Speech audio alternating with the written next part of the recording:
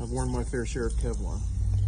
So we are butchering some javelina today, and this is Stephen Forrest. How you guys doing?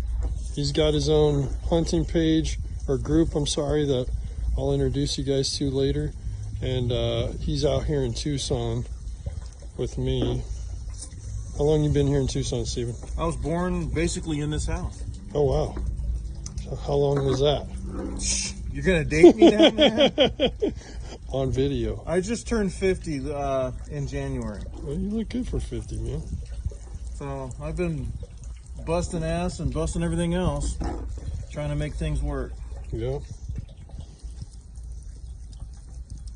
So basically we're taking the silver skin off, any of this white stuff, or any of the clear membrane, because that's what makes any cut of meat tough. I don't care if it's javelina, deer, beef, regular pig, it doesn't matter. This is what kills your teeth.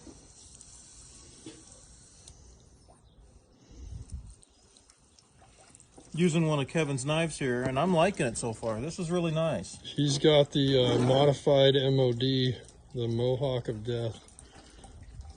There's a reason for that name, but we'll talk about it later. I mean, I can get right underneath here, and I can start peeling some of this off real easy. This javelina's been aging in a cooler for, oh, I want to say 10, 11 days now. Typically, I age javelina in a refrigerator, which could be a controlled environment.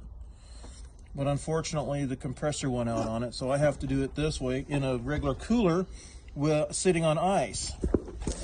Normally, this javelina would be sitting in my refrigerator for 18 to 21 days so that I get a good age on it. Any butcher's going to tell you if the meat's not aged, it's going to be tough, and it's not going to have the flavor you're looking for. Another thing you want to get off of javelina is this fat. This fat right here has a very sour taste to it, and you don't want that stuff. So we need to get that off there. We might lose a little meat doing this, but with a good knife like this one, it's coming off nice and easy. So I was asking Stephen earlier if this is why people think that javelina tastes gross, and I think he agrees that most people probably just don't know how to process it very well. So this is a good learning experience. If you take it to a professional processor, they're going to process it like they do everything else. They're going to take the meat. If you want to make chorizo or hamburger or any other sausage out of it, they're going to grind it up the way it is. That's not the best way to do it, because you leave all this stuff on there, because they're not going to take the time to do it. It's not cost effective for them. And you're going to end up with something that's going to have some bad flavors in it. In a lot of cases, I'm not going to say all processors are that way, but in a lot of cases that way, simply because they don't have the time to do what I take the time to do. That's get all the fat off and get as much of the silver skin off as you can before you start doing anything with it. Now, once I get it somewhat into a position where I can deal with it, see, this tendon is going underneath another muscle, so you can't really mess with that right now. I like to take it and I start breaking down individual muscles and turning those into steaks. Other parts of it I can turn into tidbits, what I call tidbits. They're great for stews, hashes, stuff like that. But I like to grab an individual muscle like this one right here, and I can cut this up into steaks, and it comes out very well.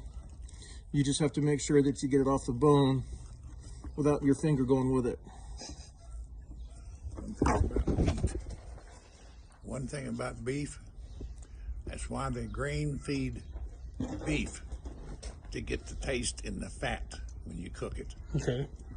That meat will taste what he eats. Right. Unless you age it. Okay. So the aging helps with the flavor. The enzymes in the meat is what makes it tender. Okay. Aging is what makes it have its flavor. Oh, wow. Okay. See, I learned that going through refrigeration school. Yeah, well, there you go.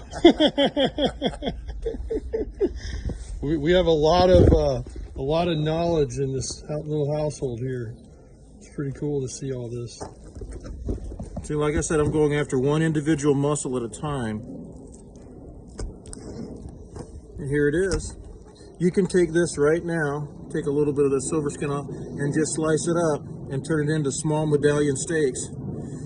Cook them right on the grill, pan fry them. They're going to be tender. I've never had javelina or deer aged the way we do it that I couldn't cut it with a fork. Wow. And I'm talking a regular dinner fork. I'm not talking anything fancy. Elk meat the same way. I've cut many a steak from an elk with a fork.